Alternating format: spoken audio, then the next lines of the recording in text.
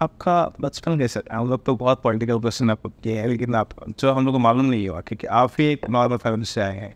हम लोग इधर से इधर जो हम देख रहे हैं तो आपको शायद बचपन याद आया है कि जो फट से गली में क्रिकेट हुए तो आप आपके पापा भी हम शाम थे। तो ये थोड़ा हम लोग बताइए कि हम लोग की थोड़ा रिलेट।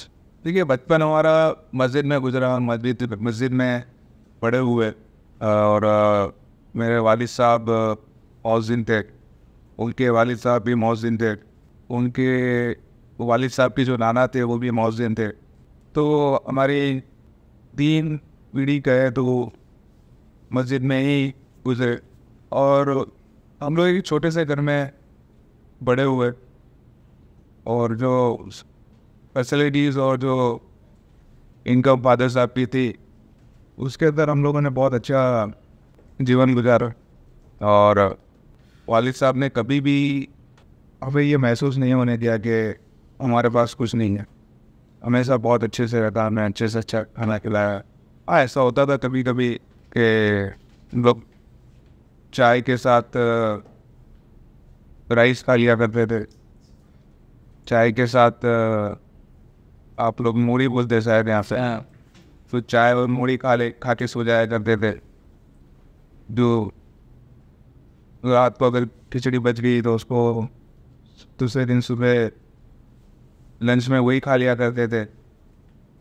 तो ये चीज़ भी हमने देखी है। और साल में एक बार हम लोग कपड़े मिलते थे ईद के टाइम पे, उस मौके पे नए कपड़े, वरना वही हमारे जो भी पूरा साथ चलते थे तो वो 3 जोड़ी या 4 जोड़ी कपड़े, या पता नहीं इतने ही होंगे, शायद 4-5 जोड़ी कपड़े होंगे, वही हम लोग पहनते थे। और ईद के मौके पर, एक रमज़ान ईद पे और एक बकरा ईद पे, शायद लोग एक 2-2 जोड़ी कपड़े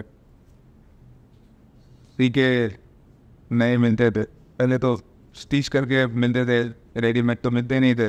वही दर्जी के पास जाके हम लोग वो करते थे। हम लोगों ने क्रिकेट खेला तो क्रिकेट खेलने के लिए हमारे पास जूते भी नहीं थे। हमारे पास जो स्कूल के जूते थे वही जूते हम लोग स्कूल में भी स्कूल में भी वही पहन के जाते थे, और ग्राउंड पे भी वही पहन के जाते थे। बैट खरीदने के लिए पैसे नहीं थे।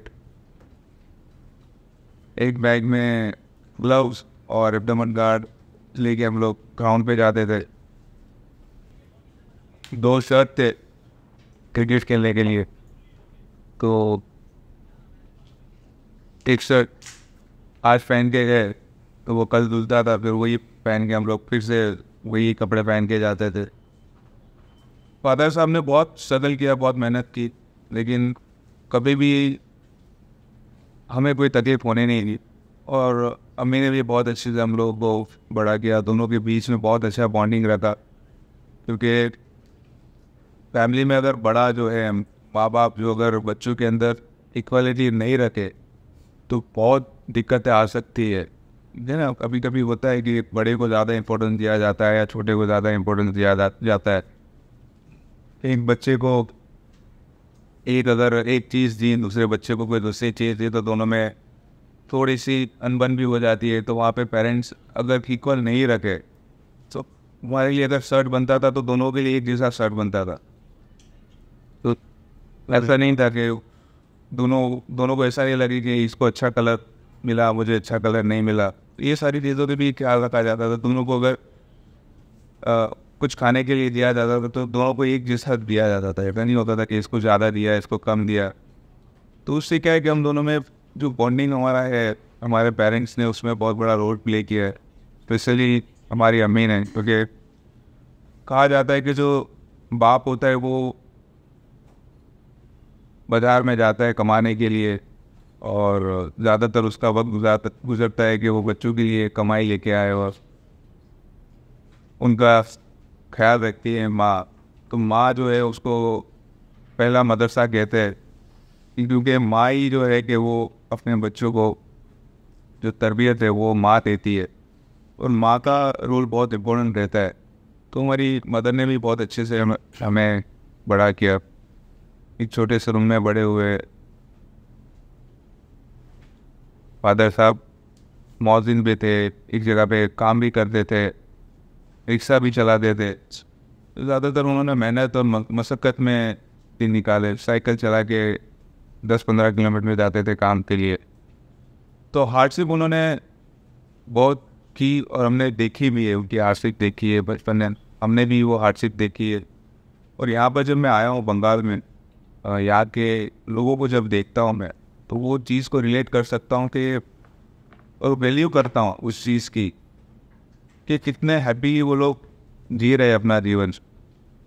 और मैं ममता बनर्जी को भी थैंक यू बोलूँगा कि उन्होंने जो यहाँ की महिलाओं के लिए जो काम किए है, लक्ष्मी भंडार, कन्याश्री, रूपाश्री, ऐसी स्कीम जो उन्होंने यहाँ की महिलाओं के लिए लेके आई और महिलाओं को जो एक स्ट्रॉन्ग करने के लिए, मजबूत करने के लिए सपोर्ट उन्होंने दिया है, तो उनको भी धन्यवाद करूँगा क्योंकि उन्होंने ये काम अच्छे किए। और मैं वो सारी चीज़ें रिलेट कर सकता हूँ हमारी ज़िंदगी, हमारी लाइफ के बारे में, क्योंकि हमारे पास तो जो फादर साहब ने मेहनत की वही चीज़ थी। लेकिन जो भी हम लोगों ने स्ट्रगल किए या जो भी तकलीफ़ें झेली, कभी हमारे फादर साहब ने हमें वो महसूस नहीं होने दिया और हमने भी कभी वो चीज़ को कंप्लेन नहीं किया। लेकिन अब जब हम याद करते हैं, एक साइकिल पे हमको बिठा के हमारे वालिद साहब ले जाते थे क्रिकेट खेल के ग्राउंड तक छोड़ने के लिए, एक को आगे बिठा के, एक को बीच से बिठा के, और हम लोग रोज़ाना 7 से 8 किलोमीटर चल के जाया करते थे और आया करते थे और घर पे वापस क्रिकेट खेलने के लिए। अगर शायद हम सोचते कि अगर शायद हम लोगों ने ये सोच के क्रिकेट नहीं खेले होते कि यार जाने में इतना टाइम लगता है, पैदल चल के जाना पड़ता है, तो शायद हम इरफान पठान, यूसुफ पठान नहीं बन पाते। तो वो स्ट्रगल को हमने अगर बोला होता कि यार हमसे नहीं होगा, तो वो नहीं बन पाते और जो अचीव किया हमने वो अचीव नहीं कर पाते। तो जो स्ट्रगल है, हम जो देखता हूँ मेरे स्ट्रगल जो है वो आपको सक्सेस की तरफ लेके जाता है। और हमने बहुत अच्छे से, और हमारे पेरेंट्स ने हमको बहुत सपोर्ट किया और बैक करते रहे कि नहीं कोई बात नहीं, आप करते रहो करते रहो करते रहो। उनका ये रहा कि ये नहीं कहा कि नहीं बस अब दूसरी चीज़ करो, ये तुम्हारे बस की बात नहीं है। हाँ, ये बोला करते थे लोग, फैमिली के दूसरे लोग, कि बच्चों को पढ़ने पे ध्यान देने के लिए बोलो, पढ़ेंगे तो कुछ काम करेंगे, खेलेंगे क्या करेंगे, ये कुछ नहीं इनसे होने वाला, हासिल नहीं होगा कुछ भी। बोलते थे ना कि पढ़ोगे लिखोगे तो होगे नवाब, फिरोगे कूदोगे तो होगे खराब। तो ऐसे डायलॉग्स उनको बोले जाते थे, लेकिन कभी भी उन्होंने हमें इस चीज़ से नहीं रोका, क्योंकि उनको पता था कि बच्चों को जो पसंद है उनको करने दो। उन्होंने कर नहीं दिया। हम लोग क्रिकेटर भी बने, बहुत सारी चीज़ें अचीव भी की, और यूसुफ पठान, इरफान पठान भी बने जो आज दुनिया जानती है और पूरा हिंदुस्तान के लोग जानते हैं। और उस वजह से हमको प्यार भी बहुत मिला।